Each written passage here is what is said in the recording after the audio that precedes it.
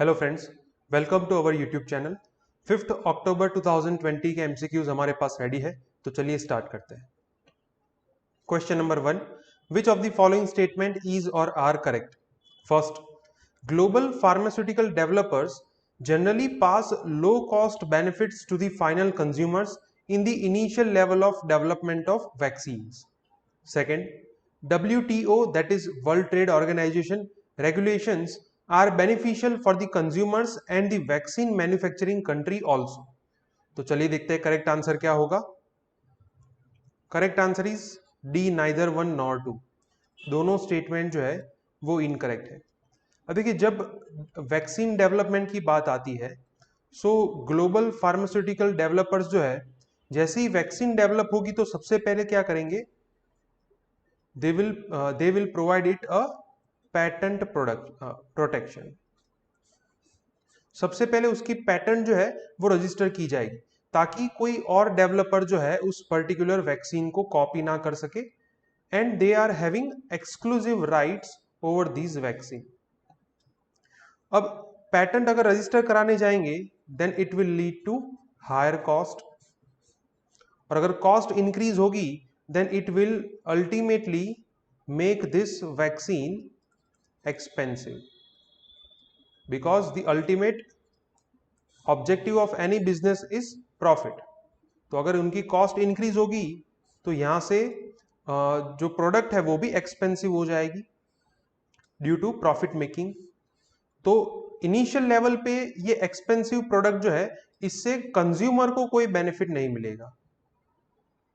मतलब वैक्सीन से हमें अगर हम हेल्थ केयर सेक्टर के एस्पेक्ट से देखने जाए तो बेनिफिट मिल सकता है, लेकिन फाइनल कंज्यूमर को इनिशियल लेवल पे, प्राइस लेवल पे कोई राहत जो है वो नहीं मिलेगी। तो फर्स्ट जो है वो इनकरेक्ट है। Second is also incorrect, because there is a WTO regulation जिसका नाम है TRIPS, trade related intellectual property rights. TRIPS जो है उसके अंदर ये कंपलसरी है for any country to provide patent protection to the manufacturer। For example, India के अंदर कोई कंपनी है ABC which is developing vaccine for COVID-19, तो अगर उनको इसके अंदर सफलता मिल जाती है, then it will become the responsibility of Indian government to provide patent protection to this ABC limited under this TRIPS. So there are two similar terms, TRIPS and TRIMS। TRIMS जो है उसके ऊपर इस साल की प्रीलिम के अंदर question पूछा गया था। तो सेकंड जो है वो भी इनकरेक्ट है, बिकॉज यहाँ पे ये लिखा है कि it is beneficial for the consumer, और हमने अभी देखा कि कंज्यूमर को कैसे बेनिफिट नहीं मिलेगा यहाँ पे। तो second is also incorrect, answer is D, neither one nor two. Government ने ये स्टेटमेंट दिया है कि 1 in 5 Indians may be vaccinated by the July 2021। Question number 2, which of the following is or are related to intellectual property rights? First, Universal Declaration of Human Rights. Second, Berne Convention. Third, Paris Convention. And fourth, WIPO, WIPO। तो चलिए देखते हैं correct answer क्या होगा। Correct answer is D, 1 2 3 4। चारों के चारों जो है they are related to intellectual property rights. Universal declaration of human right जो है, उसके आर्टिकल 27 में ये scientific, then literary and artistic works के ऊपर जो ह्यूमन राइट्स दिए जाते हैं उसके बारे में कहा है, and these rights are related to intellectual property rights. तो first is correct. Berne convention जो है, it is related to literary and artistic works which also deals with the intellectual property rights. Paris convention जिसके अंदर industrial machines and industrial system से related जो IPRs है उसको deal करता है, and these two convention are administered by this organisation. इसका पूरा नाम क्या है? World intellectual property organization, right. तो ये दोनों कन्वेंशन जो है, it is administered by WIPO। So चारों के चारों जो है they are related to intellectual property rights. Answer is D, 1 2 3 4। Vaccines जो है वो न्यूज में है, इस वजह से IPR ये इससे थोड़ा रिलेटेड कंसेप्ट है। Question number 3, which of the following statement is or are correct? First, scheduled caste, popularly known as Adivasis, are sub-communities within the framework of the Hindu caste system who have historically faced deprivation, oppression and extreme social isolation in India. Second, scheduled tribes, popularly known as Dalits, are classified as marginalized communities on the basis of geographical isolation. तो चलिए देखते हैं correct answer क्या होगा। Correct answer is D, neither one nor two. दोनों statement जो है वो इनकरेक्ट है। अब देखिए, अगर आप एग्जाम के अंदर इस टाइप के क्वेश्चन आते हैं, आप अगर जल्दी में है, दोनों स्टेटमेंट आप पढ़ेंगे तो आपको लगेगा कि ये दोनों स्टेटमेंट जो है वो करेक्ट है, लेकिन यहाँ पे ये जो उसका पॉपुलर टर्म दिया गया है दोनों के अंदर, वो ऑपोजिटली इनकरेक्ट है। Because scheduled caste are popularly known as Dalits and scheduled tribes are popularly known as Adivasis. दोनों का डिस्क्रिप्शन जो है वो करेक्ट है कि शेड्यूल कास्ट वो है जो हिंदू कास्ट सिस्टम के अंदर, जिनको हिस्ट्री के अंदर आइसोलेट किया गया था सोसाइटी से, जिन्होंने बहुत सारा अत्याचार जो है वो सहन किया है। तो ये सब चीजें जो है वो इसका डिस्क्रिप्शन करेक्ट है, बट एक वर्ड जो है वो गलत है। ऐसे ही यहाँ पे दलित नहीं आएगा, यहाँ पे आदिवासी आएगा। Scheduled tribes are geographically isolated community, तो डिस्क्रिप्शन जो है वो यहाँ पे भी करेक्ट है, लेकिन आंसर होगा D, neither one nor two. So अभी upper caste group holds meet in support of Hathras accused, जो यूपी के अंदर गैंगरेप हुआ है, तो उसके खिलाफ ये एक दलित पॉइंट ऑफ व्यू भी देखा जा रहा है। Question number 4, which of the following statement is or are correct about protection of children from sexual offences act, that is POCSO Act? First, the act defines children on the basis of age. Second, the act contains provisions to avoid re-victimization of children at the hands of judiciary. And third, the act is not gender neutral. तो चलिए देखते हैं correct answer क्या होगा। Correct answer is A, 1 and 2। First and second जो है वो correct है, third is incorrect. POCSO act के अंदर चिल्ड्रन की डेफिनेशन ये है कि any individual above the age of 18, sorry below the age of 18, अगर 18 साल से कम उम्र है तो उनको चिल्ड्रन कहा जाएगा इस पर्टिकुलर एक्ट के अंदर। अब ये सेकंड जो है इसका एक एडिशनल प्रोविजन है। फॉर एग्जांपल, किसी चिल्ड्रन के साथ कोई सेक्सुअल ऑफेंसेस हुआ है किसी चाइल्ड के साथ, तो it is the responsibility of judiciary कि वो उसको एक एडिशनल प्रोटेक्शन जो है वो प्रोवाइड करेगा टू अवॉइड रीविक्टिमाइजेशन। मतलब बार बार उस चाइल्ड के साथ ये अपराध ना हो, उसको अवॉइड करने के लिए, उसको रोकने के लिए जुडिशरी जो है it will appoint a policeman to protect the child till the investigation completes.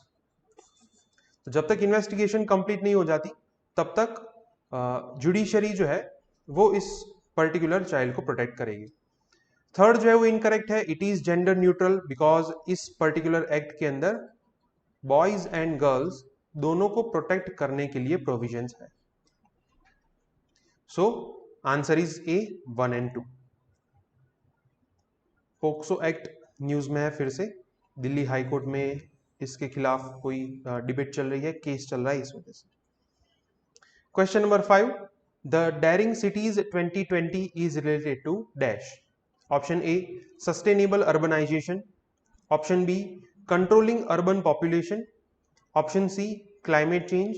And option D, Swachh Bharat mission. तो चलिए देखते हैं करेक्ट आंसर क्या होगा। Correct answer is C, climate change. Daring cities जो है it is an international forum जहां पे क्लाइमेट चेंज के खिलाफ जो मेनली अर्बन एरियाज है उसके इन्फ्लुएंशियल लीडर्स को इकट्ठा किया जाता है and they will take the leadership to deal with the climate change. और इस पर्टिकुलर फॉरम को क्या कहते हैं, डेयरिंग सिटीज 2020। सो अभी इसकी एक एनुअल मीटिंग होने जा रही है डेयरिंग सिटीज की, जिसके अंदर हमारे दिल्ली के जो चीफ मिनिस्टर है he will going to address this global forum. Question number 6, the plan B was recently seen in news. it is related to which of the following region?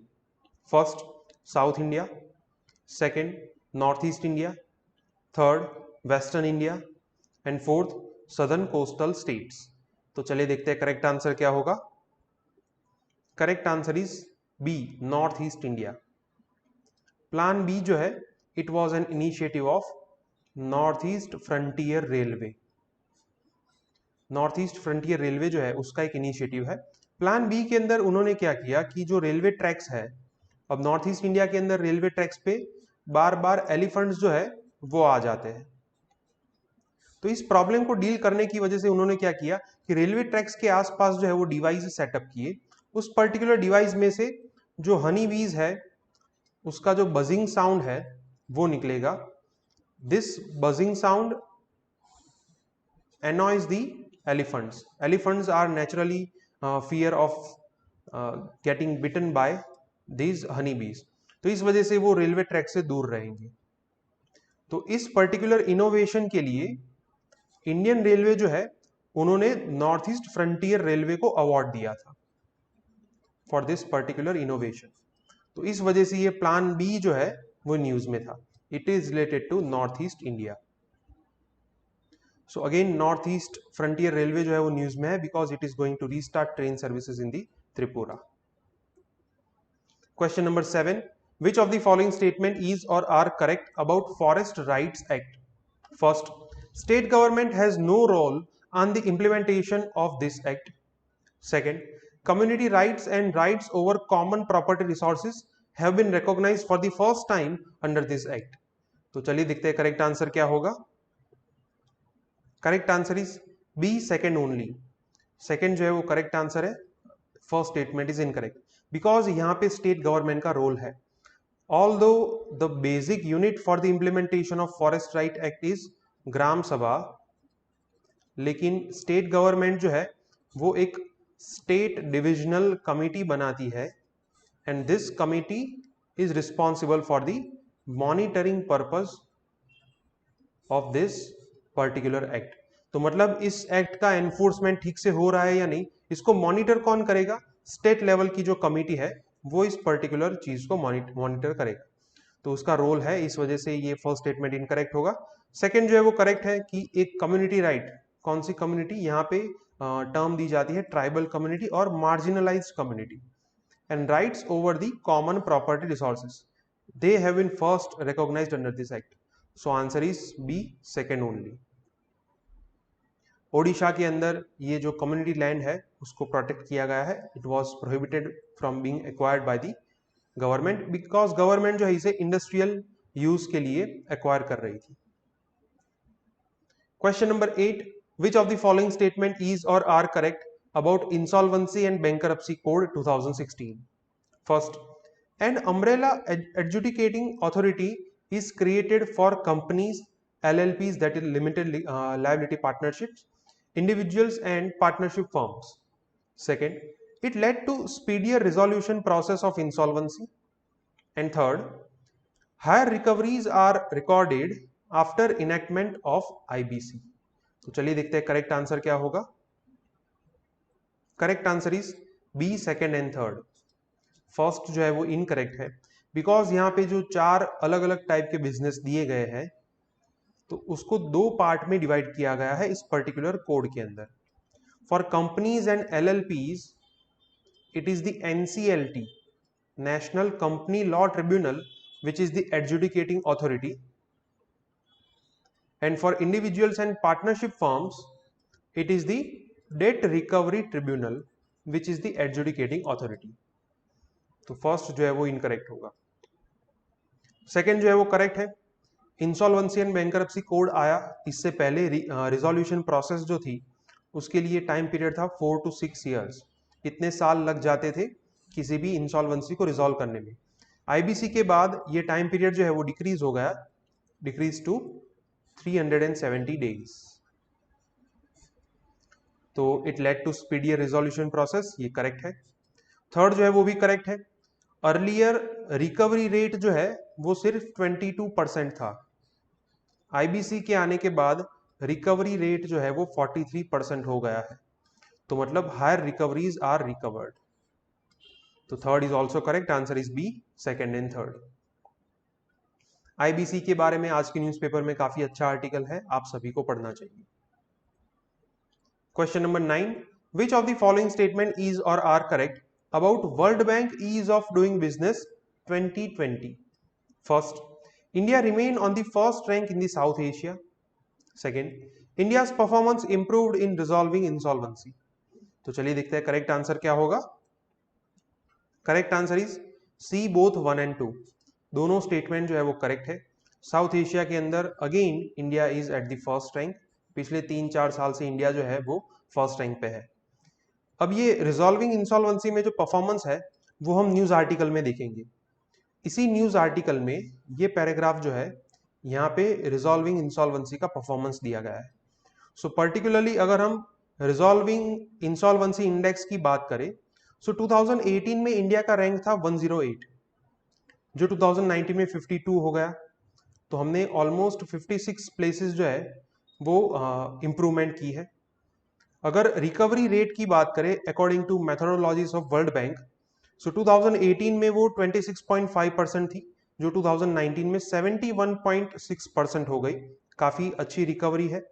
And अगर हम resolution process की बात करें, 2018 में it was 4.3 years, जो अभी 1.6 years है as per 2019। तो इस वजह से हम कह सकते हैं कि रिजॉल्विंग इंसॉल्वेंसी के अंदर इंडिया का परफॉर्मेंस जो है वो इंप्रूव हुआ है। Question number 10, which of the following statement is or are correct about National Commission on Protection of Child Rights? NCPCR के बारे में कौन सा स्टेटमेंट करेक्ट है? First, it is a statutory body. Second, it functions under the Ministry of Social Justice and Empowerment. And third, it strives to ensure the rights of children under Indian Constitution only. तो चलिए देखते हैं correct answer क्या होगा। Correct answer is A, 1 only. First जो है वो correct है, second and third incorrect. It is a statutory body, yes. कौन से एक्ट के अंदर बनाई गई है? स्टैट्यूटरी बॉडी का मतलब ये होता है कि the body which is backed by a specific legislation. So it was created under Commission on Protection of Child Rights Act 2005. So it is correct. Second जो है वो incorrect है because it functions under the Ministry of Women and Child Development. तो second is incorrect. Third जो है वो भी incorrect है because of this word only. Because it strives to ensure the rights of children in the Indian Constitution, and along with that UN Convention on Rights of Children, right? तो third जो है वो भी incorrect है। Answer is A, 1 only. NCPCR के critical factors के बारे में इस न्यूज़पेपर आर्टिकल में काफी अच्छे आर्ग्यूमेंट्स है, आपको पढ़ना चाहिए। ओके फ्रेंड्स, तो आज के 10 MCQs यहाँ पे कंप्लीट होते हैं। अगर आपको कोई डाउट है तो आप कमेंट सेक्शन में लिख सकते हैं। हमारी वीडियो पसंद आए तो इसे लाइक कीजिए और हमारी चैनल को सब्सक्राइब कीजिए। Thank you.